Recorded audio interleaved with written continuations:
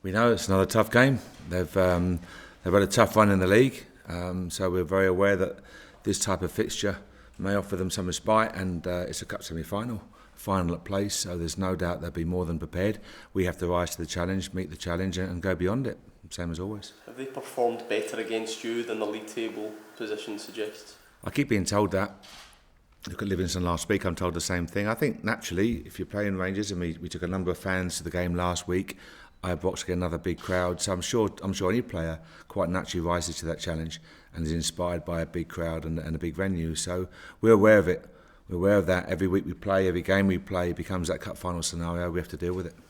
As we get closer and closer to the conclusion of this tournament, what's your appetite like in terms of going on to win it? There's various opinions on how important it is, how significant it is. I don't see why you enter a competition not to aim to win it or go as far as you possibly can.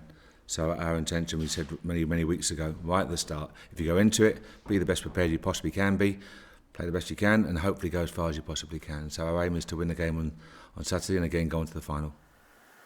After quite a strong start to the season, do you feel that goals have maybe dried up a little bit recently? No, I keep reading this. I'm amazed at this. I think the goal difference is plus 31 after 14 games. I think we're in a situation where at the start, teams saw how we were going to play and quite naturally have put 8, 9, 10 men behind the ball. I understand teams will do what they have to do to win a game of football. That's perfectly natural. That's not a criticism. We have to deal with it.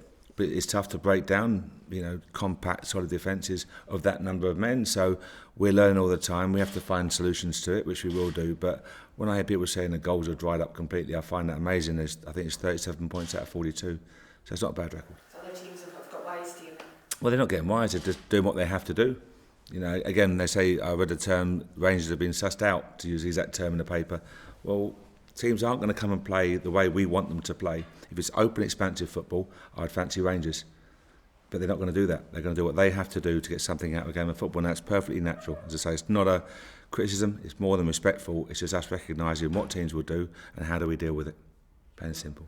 So there's been a lot of focus on, after Saturday's result, okay, what Rangers are going to do in terms of January, bringing in players, and as if that needs to be players brought in to solve whatever supposed crisis this is. I mean, is your view that whether you bring in guys or not, their squad's still good enough to win?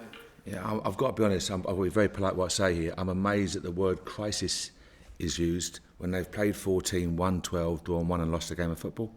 If that's a crisis, then there is a crisis then in football generally. So that's not an arrogant way. We're in good shape. There's no lack of confidence. The team is doing very well. The squad is more than strong enough. But as you enter February and March and you have injuries, heavy pitches, suspensions, we have to make sure that we have options. And you need 1 or 2 more players. Definitely. There's no doubt about that. You say you're amazed by some of the language that's been used the last couple of days. Is that just a sign of the size of this club and the expectations of it? Yeah, I think it's a sign of the size of the club. I think it's also a sign about certain media aspects as well, if I'm honest with you, because again, it's then trying to look for a story out of something. If we'd played 14 games, won 7, lost 5, etc., then I understand quite rightly there's a crisis. But until that situation, I think we're in okay shape right now. Martin's goals alone, as you said, the team's still scoring goals, but Martin's goals themselves have dried up to an extent. Do you think that's down to his own inability to score? He's forgot his shooting boots, or is it something more comprehensive to him? Again, if Martin was sitting here, I'm not sure he'd ask a question in that way. Have you lost your shooting boots or forgotten your shooting? I'm not sure he'd ask that question. So to be honest with you, he scored, is it 17? 17 goals after 14 games. Again, I can't think of many strikers who wouldn't take that return. He's done very well, he's creating chances, he goes out wide as well. He's been very unfortunate, and again there's a random nature of the game where sometimes the ball drops your way and other times it doesn't. Last week we look at what happened in terms of possession and chances. So we dropped 2 points last week, but A, it's not a crisis, and B, I've got every faith in Martin to be an outstanding player. Do you think the team's form is somehow based on how many goals he scores? No, not at all. I think you look at our fullbacks, you look at Jason Holt, you look around the park at where the goals are coming from. One pleasing aspect is the fact that we are scoring from various areas. So delighted with that. The goal difference of plus 31, I think, is 9 or 10 ahead of anyone near us, our nearest rival. So it's not a bad place to be. Mark, both yourselves and Hibs have lost very few games in the league. Do you expect it to come down to the games between yourselves? I think it's dangerous to do that, and that's the natural outlook. I understand that perfectly, and everyone will say all eyes on the 28th. But I think we've got to look at the fact that that's a banana skin. You've got to watch games in between. There's no point focusing on the game 4 or 5 weeks ahead if you drop points in the meantime. So our immediate focus is, of course, Saturday's game, but then we've got Dumbarton next Tuesday, another tough game at Ibrox. So it's about us being prepared one game at a time. But I understand why you would say that, and it may well come down to that. Who knows? I can appreciate why you dismiss the word crisis, but I'm sure you'll agree people expect Rangers to get promoted, and anything that starts to put a doubt around that probably prompts people to question what you're doing. Would you concede that? No, I think what I would look at is if we're 10, 11, 12 points clear and we lose 3 games of football and the other teams win their games, then I would agree with you. But the fact is, other teams have gone on a very, very good run of form.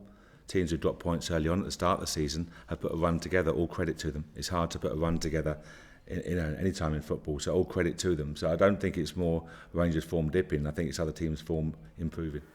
Can I ask you a question away from things here? Just generally speaking, the loan window closes in England today, or closes at 5 p.m. You've used it before, you've got players on loan here. How beneficial or otherwise do you think it is for clubs and players? I think the loan system is a fantastic tool. I think it gives them a realistic challenge. I think players, especially the younger loan players, not so much for the older loan players, the younger loan players, it gives them a chance to experience 3 points on Saturday afternoon.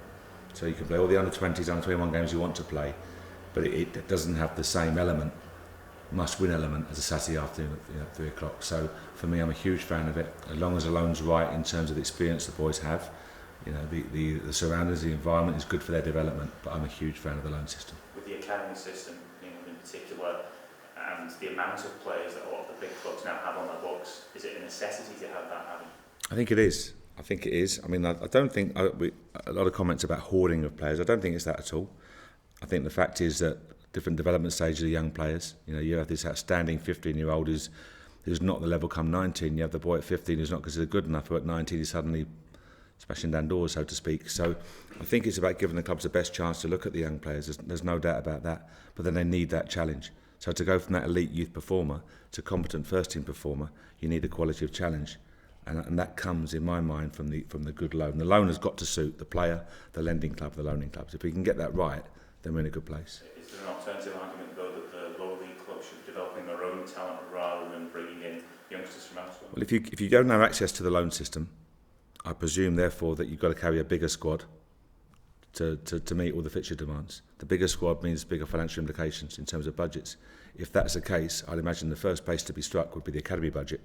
So it's a chicken-egg situation. If there's more demands on the academy, give it more financial input. You won't be doing that if you have to carry a larger first-team squad. So I think it's a real tough one for the lower league clubs.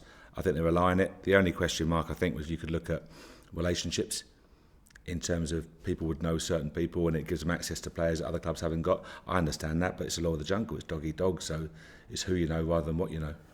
Mark, the other half of Glasgow spent this week talking about playing competitive games abroad.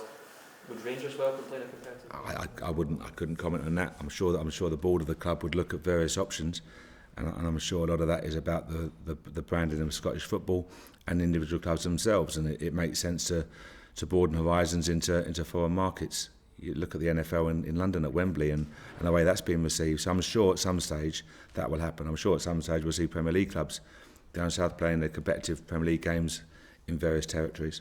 But right now that would be for me to. In the past you spoke about Rangers and Celtic one day moving towards the English League. Is this, the step before that? Or? No, I never spoke about that actually. I was asked a question. That's all. I was asked a question. I'll be very careful what I say. I just think I think it's a chance for the Scottish League to two teams to broaden their brand and the brand of the domestic football. So if it works, fantastic. Okay. Mark, there's some positive sort of developments at the court today in terms of Rangers' issues with Charles Green. He's not going to have his legal costs paid by the club. Does that in any way impact on your plans for January? No, as I said before, those type of areas they're far too intelligent for me. I just do the football department, so I leave those questions alone. Ins and outs for Saturday. For Saturday, we're fit. The squad's fit, so they all trained well this morning. So we'll look at the 2 games coming up, Saturday and Tuesday, and hopefully choose the squad wisely. Nicky Laws, No, Nicky's still injured. Probably 2 weeks away. Templeton's probably 4 weeks away, and Cammy likewise.